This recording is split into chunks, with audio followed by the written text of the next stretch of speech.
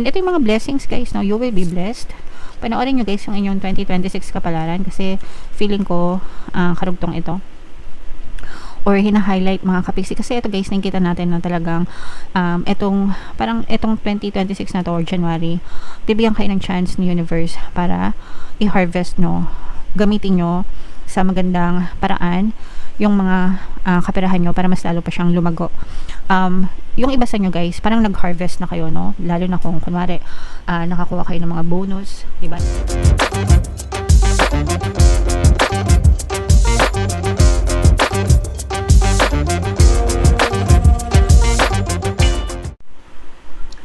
Hello guys, hello Aquarius, welcome back to Pinay Pixie Tarot. Ang pamagat ng episode natin for tonight is first half kapalaran ngayong January 1 to 15 para sa Aquarius, Sun, Moon, Rising sign and Venus. So unahin natin tong deck na to guys. Ito yung mga angel messages para sa inyo, mga maaari nyong ma-experience mga kapiksi. So, eto guys, this is both positive and negative mga kapiksi. So, unahin natin yung negative guys. Eto, ibig sabihin nito, maaaring may mga balakid, no? May mga balakid sa buhay nyo, especially pagdating sa mga manifestation ng desires nyo. Usually guys, malalaman mo na may balakid kapag ang tagal mag-manifest ng gusto mo, ng desire mo, or opposite yung nangyayari sa'yo, imbis na kunwari nagmamanifest ka ng kasaganaan pero ang na-experience mo yung kabaligtaran, kahirapan, ganun. So more often than not, meron kayong mga subconscious blocks mga kapiksi, and ibig sabihin nun baligtad yung ginagawa nyo guys. So kung gusto nyo matuto mag-manifest guys, mawala yung mga balakid sa buhay nyo, meron akong course, so pwede kayo mag-avail nun mga kapiksi. And ito naman guys, ibig sabihin nitong distraction, maaaring may masira, no? May masira sa buhay mo, pwedeng may masirang relasyon, pwedeng masira yung negosyo mo, or kung ano man, pwedeng masira yung connection mo with other people. So this is a negative energy, or pwede rin na may sumisira sa inyo guys, no? Lalo na kung may mga taong naiinggit sa inyo mga kapiksi. So ito guys, kailangan ito ng masusing pag-iingat. Ingatan yung mga relasyon nyo, ingatan yung mga communication nyo, di ba? Para hindi masira yung mga relasyon nyo sa ibang tao mga kapiksi. And ito naman guys, ito yung pagiging matyaga sa buhay guys, no? Pagiging matyaga, pagiging matiisin. So parang sinasabi sa inyo na habang nag-aantay kayo ng mga manifestation ng gusto nyo sa inyong physical reality, kailangan nyo ng mahabang pagtyatsagain, mahabang pasensya guys, no? Kasi kailangan talaga yon, kailangan magkaroon kayo ng blind faith mga kapiksi. Kailangan hindi kayo nagpapa-apekto sa nega para hindi ma-delay yung mga manifestation nyo, at saka para talagang mag-manifest yung mga gusto nyo. Okay? So yan yung angel messages para sa inyo guys. Comment down below if feeling nyo naka-resonate kayo dyan. Ito naman guys, yung energy, sisilipin naman natin yung mga pwedeng maganap sa relasyon. Bawat reading natin guys, except sa money, no? Ngayong 2026, incorporate na natin yung love readings mga kapiksi, kasi hindi na tayo gagawa ng separate na love reading sa channel natin. So, unahin natin. Ito naman yung mga maka-influence sa love life nyo. So, merong mature woman, guys, no? Pwedeng energy mo, pwedeng energy ng person mo, or energy nyo parehas. Pwedeng he-she yung relationship nyo. Pwedeng she-she. Pero, sa inyo, guys, merong nagdadala sa relasyon nyo. Pwedeng mature in a sense na mas matanda sa edad. Pwede rin naman mature mag-isip or magdala ng relasyon. So, isa sa inyo ng person mo, may ganyang klaseng katangian, or pwedeng parehas kayo guys.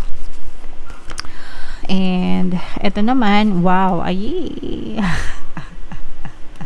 so this is soulmate energy guys. Syempre kikiligin na naman kayo.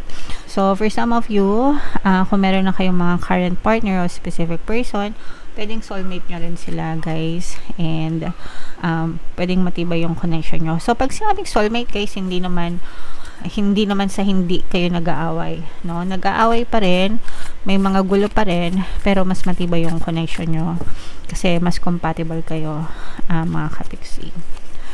And ito naman, Ice King, pwedeng energy nyo, energy ng person nyo.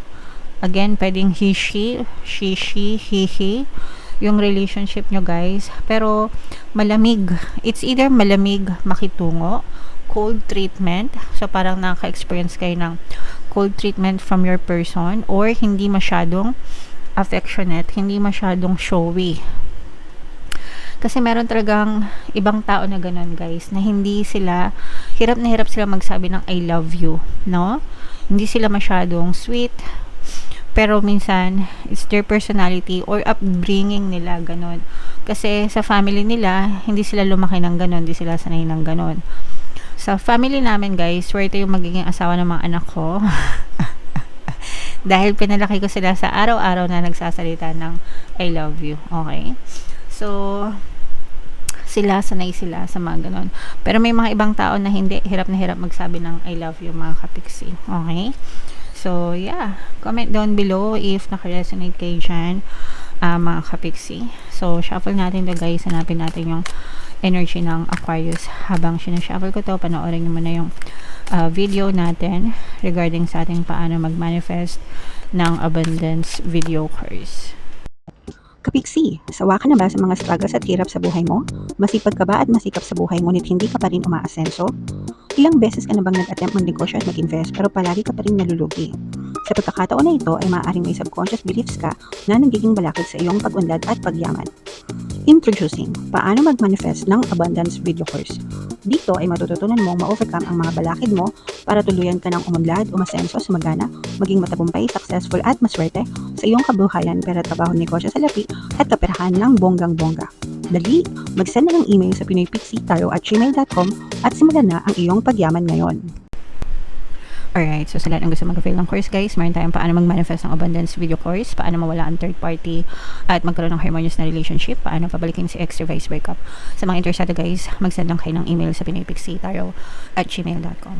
And sa mga naghahanap, guys, ng pampaswerte na lucky charms or lucky bracelet, aventurine, tsaka citrine yung recommended ko, guys. Ito, may makikita kayong mga link sa description box. Okay, so Aquarius, kayo ay represent ng Queen of Swords sa ating spread, mga kapiksi.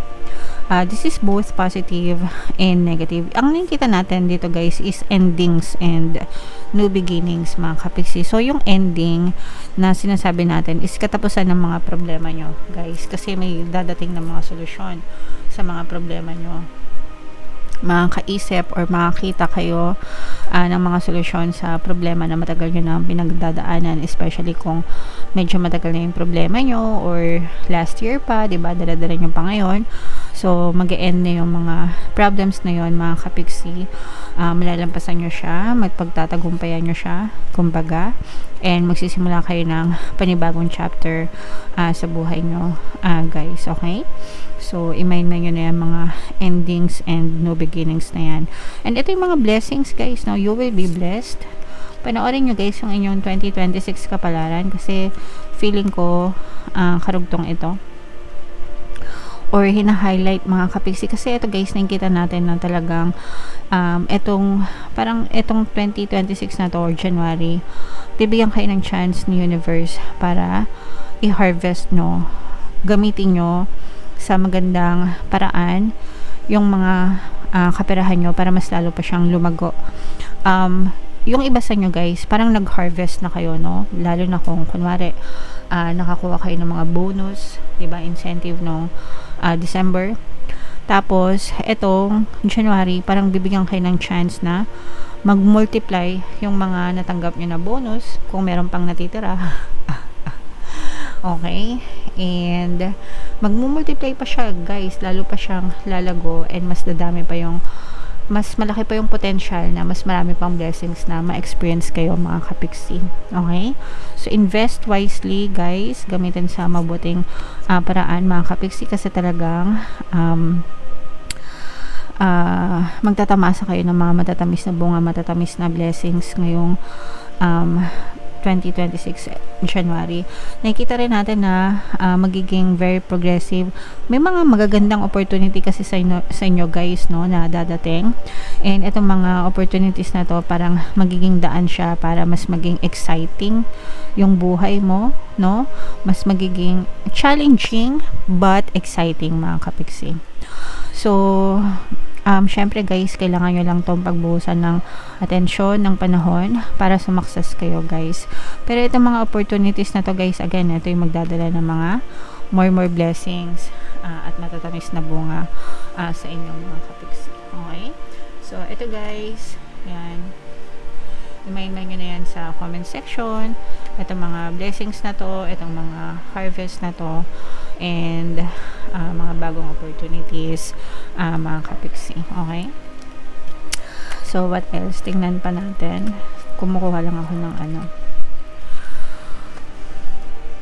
So, ito guys, may mga gusot na maaayos, no? Lalo na kung meron kayong mga gusot sa relationship nyo, mga kapiksi, maaaring maayos, magkasundo ulit kayo ng person nyo, guys. Yan. At saka parang ano din, magkakaroon din kayo ng bonding ng person mo, mga kapiksi, no? Kung may chance na mag-travel kayo, guys. Kung magta-travel kayo mag-asawa or mag-jowa, if meron kayong mga problema na pinagdadaanan, no? Mafi-fix yung mga problema nyo, magkakasundo kayo, magkaka-reconcile kayo, mga kapiksi. And ito yung sinasabi natin na soulmate energy, mga kapiksi, no?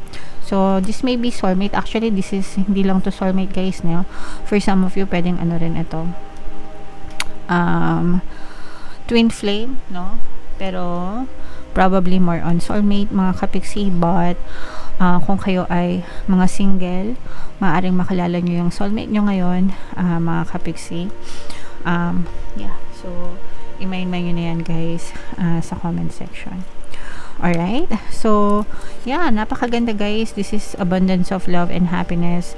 So blessed kayo sa pera, blessed din kayo sa relationship, mga kapiksi. Okay? Alright, so comment down below if naka-resonate kayo guys. Lahat ng mga magaganda, i-main mo nyo na sa comment section. Ito yung ating 2026 kapalaran. Ito naman yung ating success stories ng paano mag-manifest ng abundance video course.